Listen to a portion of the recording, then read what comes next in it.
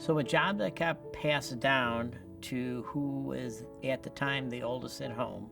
So we had 8 kids in our family. The job was that you would assemble the mailers. So the mailers, and actually the mailers, looking back, was a real reason why Neuco was built the way it was built. So the mailers were something that you would have a catalog, a cover sheet, a business card. You'd put it in an envelope, and you would get labels. And we would, Dad would do mailers throughout the country about Neuco. So I think the great story is, how did the labels get typed? Well, Dad, if you were ever in the office, and Dad would do it from the minute he got there, every minute that he wasn't shipping or talking to customers, he would be typing up labels. And he typed them up on his Hermes typewriter, which we still have today. And those mailers were the name, where he got the, I think the way he got the names of the mailers was, if Mom and Dad would go on vacation, he would probably take a phone book from around there, and he would just get names out of the phone book. Thomas Register, he loved going through Thomas Registers, and he would just type up labels. So, and everyone, he did every single one of them himself. He really did. He did. And he didn't want an electric typewriter, because we all got electrics, and that thing says electric, but it's not electric. You always knew you were going to have an interesting experience with my father when he would invite you to go along for a ride. And I remember specifically one evening, we were supposed to go to a party at my aunt's house on the southwest side of Chicago. And just before we left, my father got a call from service that somebody had called in and they were out of oil. And my father he could do things. So he went, and my mother and my brothers and sister, and I drove down to Newstead Fuel. My father and I got out, went in. He got an oil truck. My mother and the rest of the family drove down to my aunt's house, and my dad and I just took the oil truck, and we went and delivered the oil. And it was close to where my aunt lived, so we just then went over to the party, parked the oil truck out in front of the house, and he had like coveralls on. He had to take those off, and we went to the party. In that evening, we dropped the truck off back at the business. My mother picked us up, and we went home. Well, occasionally I got to go along.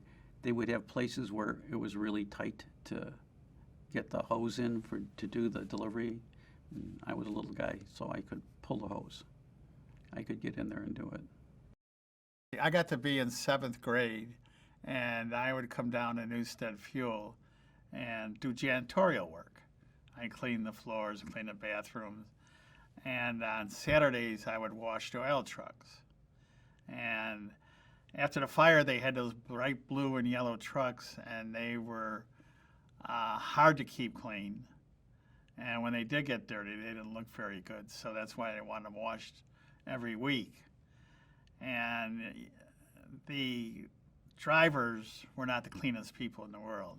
They all chewed tobacco back then, and they'd all spit it out the window and run down the side of the door. And it was hard getting it off back then. And that was just the way it was back then. You know, everybody chewed tobacco or smoked. You know, during the time I was working as a janitor type thing, I got paid $22 a week, which wasn't bad. You know, 3 days of work. Yeah, that's it. And then when the storm hit, we all came in. Everybody was paid like scale, what the people would get, the drivers and the helpers.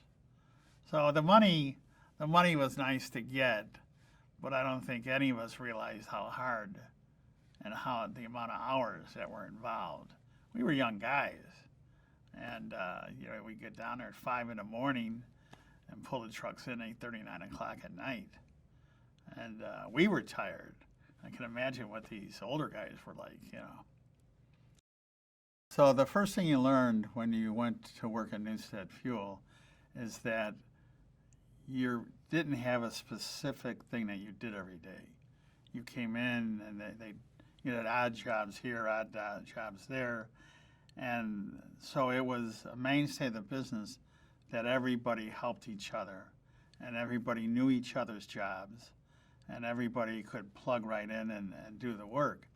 And some of the work was dirty, some of it was paperwork, but it was understood that when you went to work in the morning, you did whatever it was needed. And if they needed help out and back, you went out there, you learned what they did from the ground up. So I think my dad taught us a lot about hard work, and he taught us that there is not a job too small for any of us to do. For example, if it was getting towards the end of the day and we needed help simply putting newspaper and taping up a box, he was Johnny in the spot and wanted to jump on it and get it done. So no job too small for any of us. And that carries through today. My dad at a point had gotten called the most expensive shipping clerk, and I've been actually called the same thing.